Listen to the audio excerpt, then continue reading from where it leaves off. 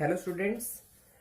इस वीडियो में हम एक्सरसाइज करने वाले हैं 5.2, जिसने मेरे इससे पहले वाली दो वीडियो मैं अपलोड कर चुका हूं, 5.1 और एक इंट्रोडक्शन।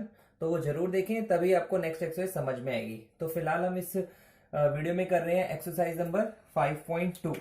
ठीक है, तो उसमें सबसे पहला जो टॉपिक है वो बता रहा है आपका इक्विवेलेंट वर्जन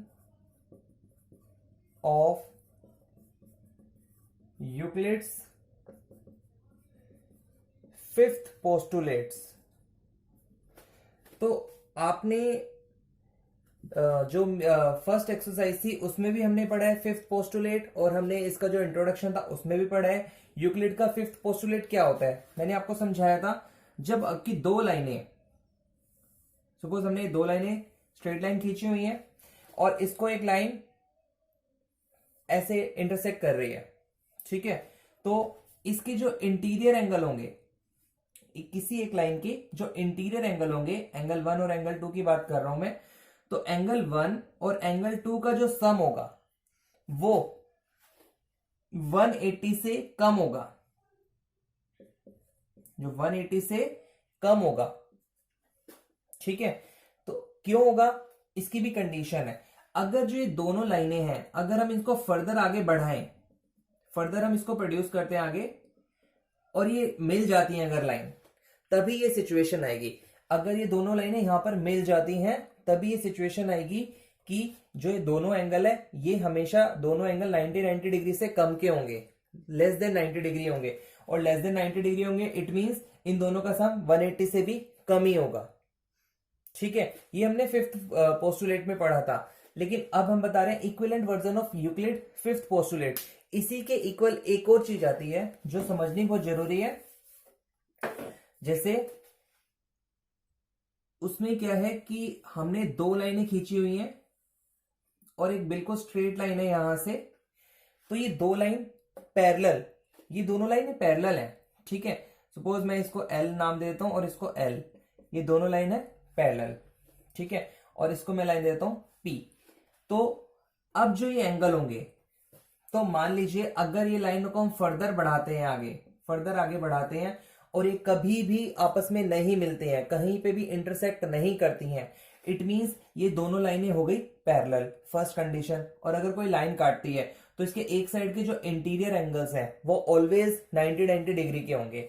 तो एंगल 1 और एंगल 2 इसमें क्या होगा, एंगल 1 और एंगल 2 90 प्लस 90 जो होगा 180 के इक्वल।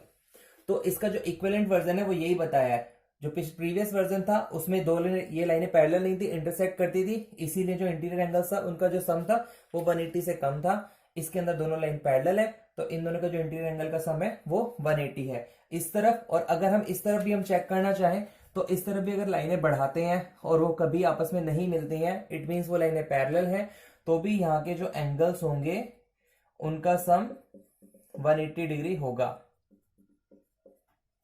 तो ये इसका आपको सेकंड वर्जन समझाया हुआ है यूक्लिड का फिफ्थ पोस्टुलेट का। ओके, तो इसमें स्पेशली यही दिया हुआ है। अब हम एक्सरसाइज कर लेते हैं अपनी। क्वेश्चन नंबर 1 करते हैं। क्वेश्चन नंबर 1 में ही ये बोला गया है,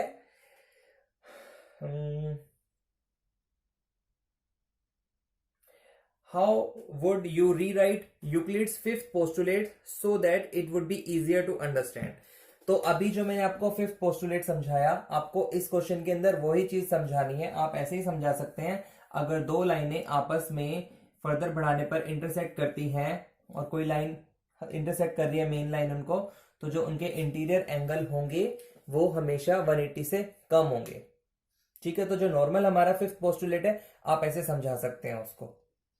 तो इसका जो फर्स्ट पार्ट है वो ऐसे ही करना है, क्वेश्चन नंबर 1।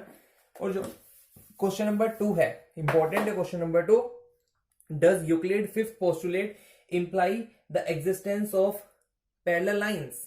तो जो अभी मैंने इसमें बताया आपको, अब जो इसका अदर वर्जन है, इक्विवेलेंट वर्जन है फिफ्थ पोस्टुलेट का, जिसमें दो लाइनें पैरेलल होती हैं और एक लाइन उसको ऐसे करके इंटरसेक्ट कर रही होती है, तो ये जो एंगल होंगे इंटीरियर एंगल वो ऑलवेज 90 डिग्री प्लस 90 डिग्री के होंगे।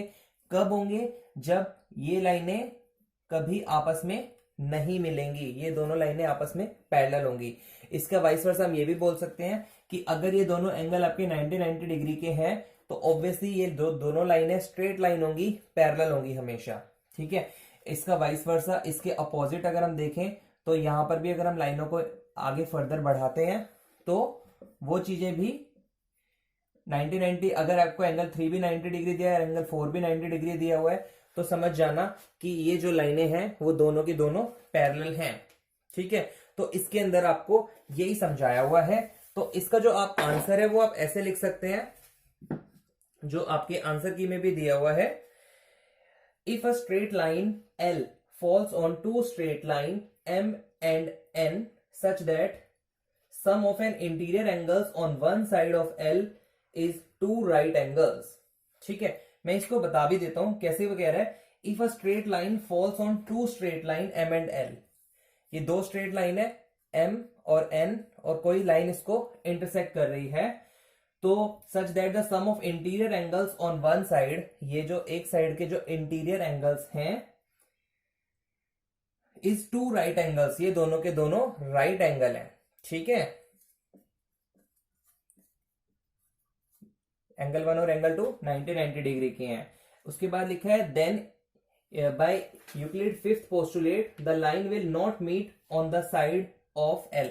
तो इस साइड पे ये जो लाइन है एल, इसके इस तरफ ये लाइनें कभी मीट नहीं करेंगी, कहीं मीट नहीं करेंगी, तो इट मीन्स ये लाइनें पैरेलल होंगी। और इसी का वाइस वर्सा दूसरी चीज भी दी हुई है, next you know that the sum of an interior angles on the other side of the line, line के अदर साइड पर, इन एंगल की बात हो रही है, एंगल 3 और एंगल 4 की बात हो रही है, तो ये दोनों भी अगर राइट एंगल होते हैं, ठीक है, तो वो किस कंडीशन में होंगे? जब ये दोनों लाइनें आपस में कभी नहीं मिलेंगी, मतलब सिंपली ये दोनों लाइनें M पैरेलल N होंगी, तो therefore they will not meet on the other side also, so the lines M and N never meet and are therefore parallel।